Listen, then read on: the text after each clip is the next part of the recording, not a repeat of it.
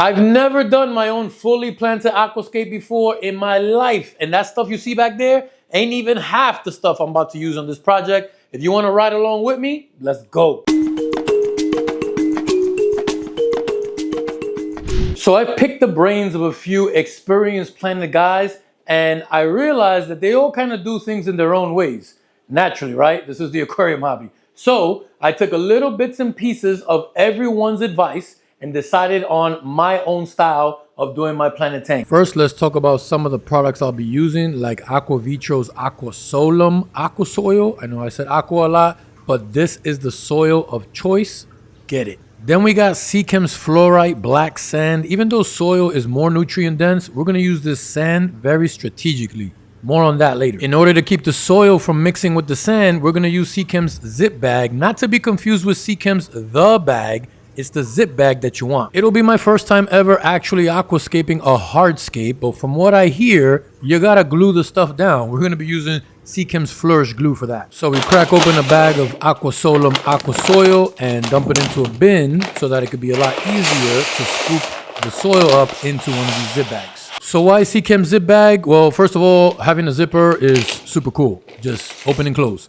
But this zip bag actually is the perfect mesh size that the soil is not going to escape from the bag and leach out into the water, but it's also big enough for the plant roots to go through the bag and into the soil when need be. Compared to Cichlids The Bag, another great bag, but that one is more for chemical media. It's very, very fine, and the roots are gonna have problems going through that bag. So make sure you use Cichlids Zip Bag. And I prefer to use medium size over small. You'll see why later in the video. So check this out. When you're done filling the bag, and I got a little smart and started using a cup instead of my hands, you can just simply zip it closed and look, flip it around, up and down. That soil is not going anywhere. I'm gonna spread these bags out across the bottom of the tank, evenly spaced, so all the plants can get some good soil. 4 medium zip bags fits perfectly across the length of the tank. Any standard 4-foot tank, like a 55, 75, or 90-gallon I am leaving a little space between the bag and the glass because I don't want to see the bags from the outside viewing panels. While I finish this up, my fish are looking at me like they're getting lunch, but too bad. I just ran out of medium bags, and all I have left are now small zip bags, which are a smaller bag, but also are a little bit finer of a mesh. But these are going to go in the front where the carpet plants are going to go anyway, and they should have no problem getting through this bag. But why put the soil in a bag anyway? Well, I found 2 big reasons for it. 1, the soil is very rich in nutrients, and if allowed to leach into the water column continuously, you'll end up with an explosion of algae. And 2, it's kind of dirty, and it'll keep your water from ever getting crystal clear if and when it's disturbed by fish or by you. By bagging it, we can cap it with the sand to keep the nutrients trapped under it where only the plants can get to it, and it prevents the soil from mixing with the sand and eventually getting into the water column. What you see me contemplating here is the gap size between each bag, and it's actually my first mistake. I pulled the front row of bags all the way to the front glass panel so I can have even gaps between the other rows, but that made it difficult to plant my foreground plants later on. This is what the foundation of the substrate is gonna look like.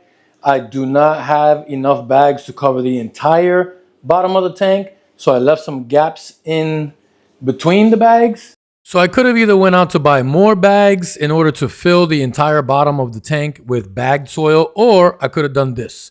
And being that I'm filming a video, trying to get this project done, it's super late at night, I chose the latter. I'm filling the gaps in with a little bit more soil and fully covering the bags because I definitely don't want to see these bags at all in the substrate.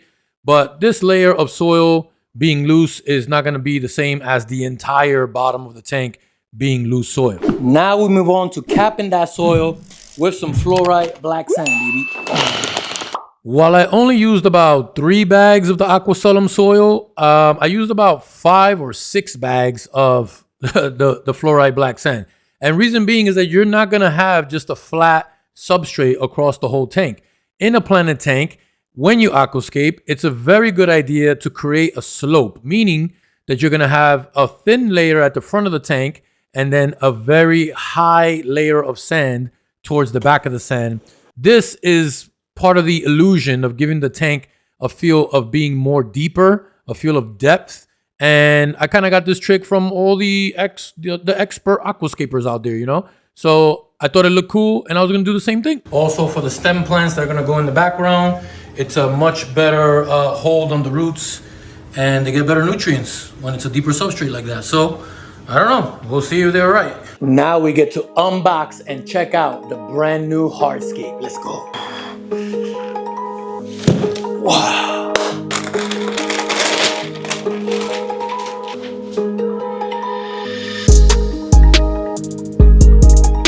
All of these beautiful pieces of decor are coming to me from SR Aquaristic. My buddy Scott sent me a bunch of options for me to choose from, and they've got many more options on their website. Make sure to check out sraquaristic.com, and I got a 15% discount code for you in the video's description. Big old rocks.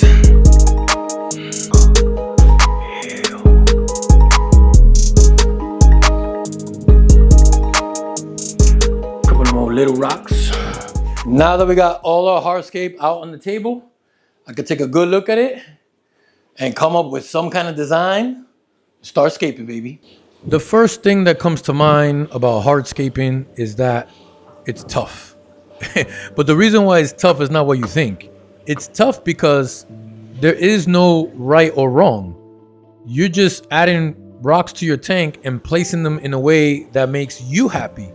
And because you are trying to find what makes you happy, you're trying to find the best look for yourself.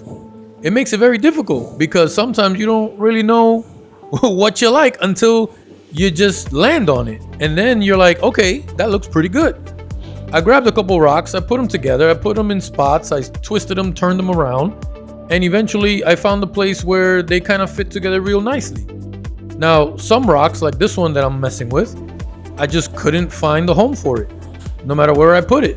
So I set it aside and I moved on. I grabbed some more rocks. If I had the time, I really could have been here all day, all night. Like, hardscaping is really an art, and you gotta be patient with it. Here I go again with this one rock that I just don't know what to do with it. I don't know which angle to place it in. I don't know which side of the tank to place it in. I don't know what rock to put it next to. As you can see, it had me baffled. I just didn't know what to do with it. Eventually, I gave up on it again. I just left it in the middle and I said, I'll figure it out later. And that's exactly what happened. While you're hardscaping, don't forget about your substrate. You know, I had to make sure that the substrate kept its slope and wasn't getting destroyed by all my rock movements.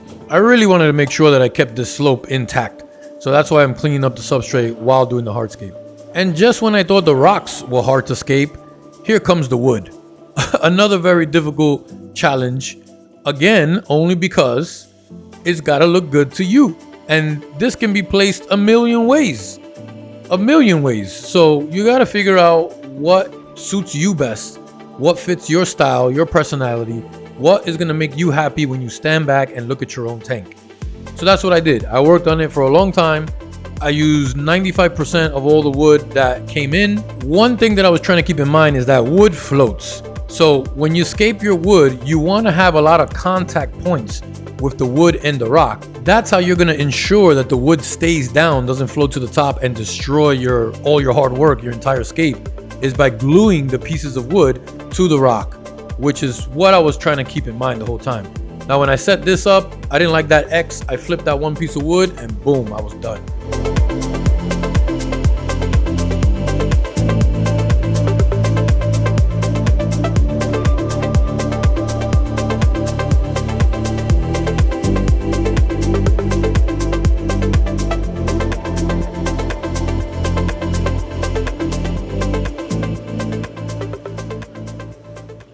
The next most difficult part was gluing the thing down. I know I keep saying that each part is difficult, but this one truly was the biggest frustration for me.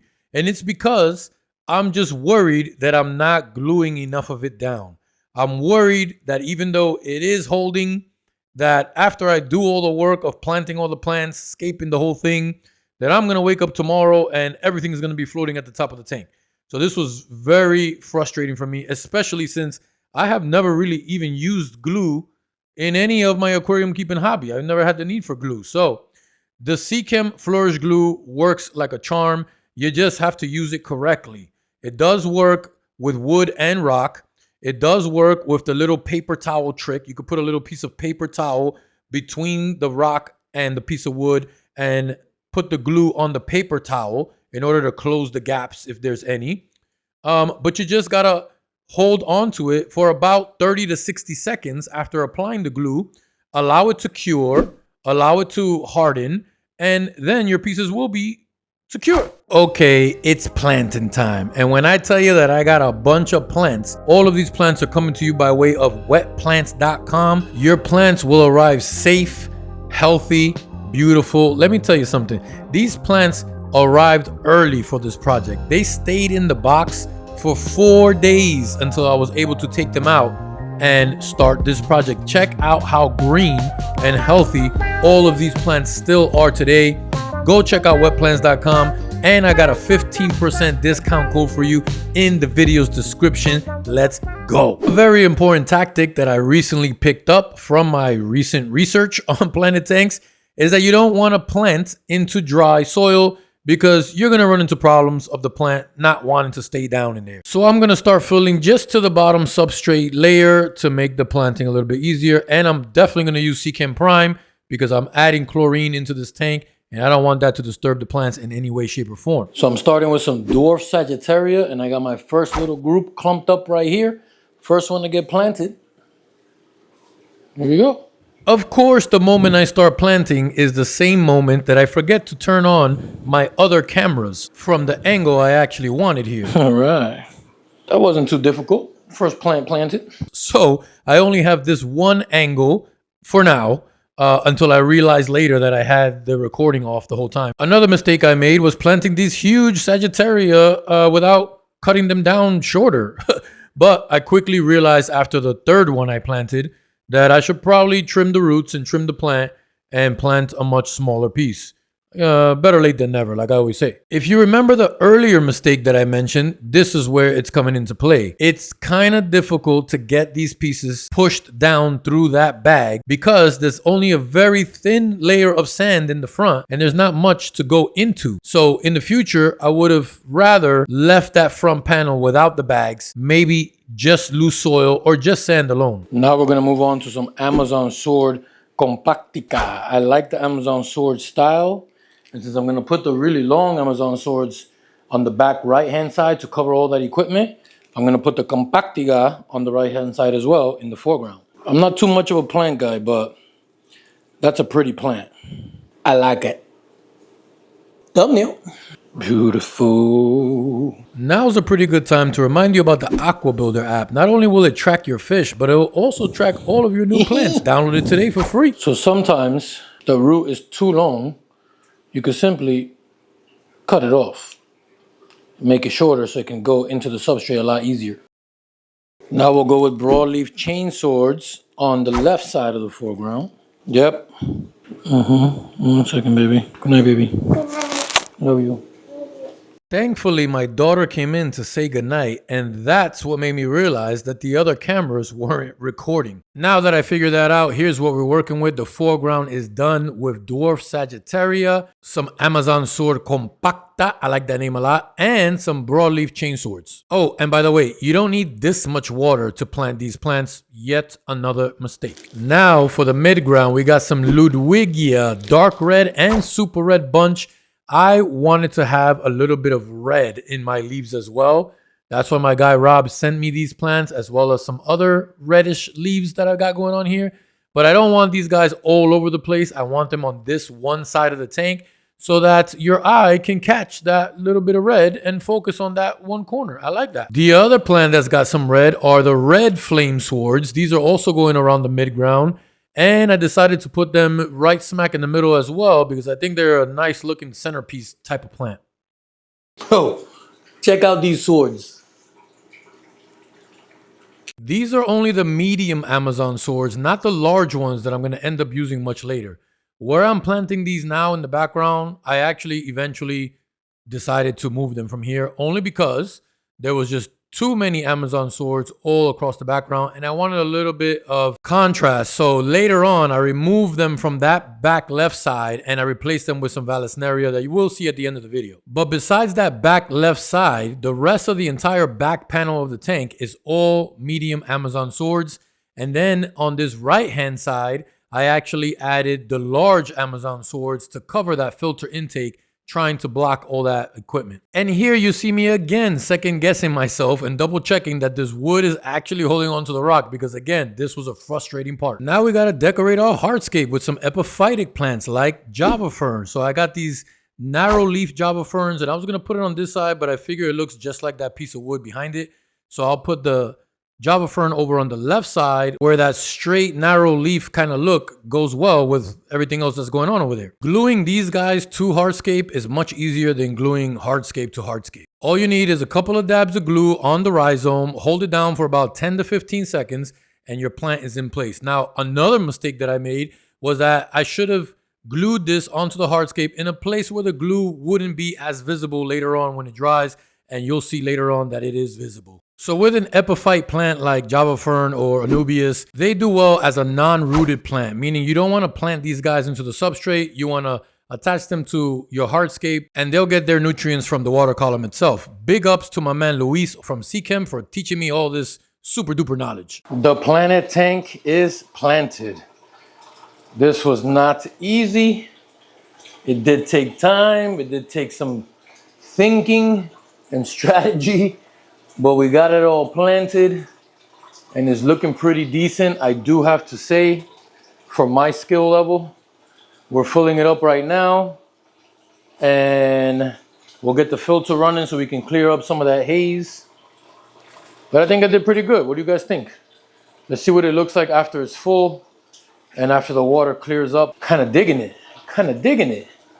Yeah, baby. It's the morning after and I walk straight into my fish cave to see the light just starting to turn on and the water crystal clear, and I am in utter amazement. Wow, this tank looks beautiful. I never thought that I would be so into a planet tank, but after doing this work, after scaping this scape, and looking at this thing the next morning, I was blown away. And we don't even have fish in the tank yet. I can only imagine what this is gonna look like when I get my beautiful, colorful fish in here. I can't say what they are now. We gotta watch the next video. But I'm super proud of myself with this project. I can't believe I did this. I can't believe how good this looks. And then about an hour later, the lights came on 100%. And look at it now. I thought it looked good before. Wow.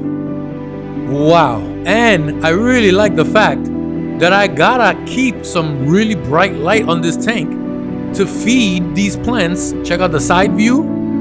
There's the Vallisneria that I talked about that I replaced there. I like that different kind of plant over there in that corner. And if you check out the right hand side over there, I do have the large swords over there. I also added some Bulbitis over on that left hand side just to create a little bit more contrast over there. And then check out my pothos at the surface, which is actually coming from my potted plant that's sitting on top of my African cichlid tank. And I thought that looked really, really cool with the pothos leaves hanging down into the tank. But let me shut up. You guys enjoy.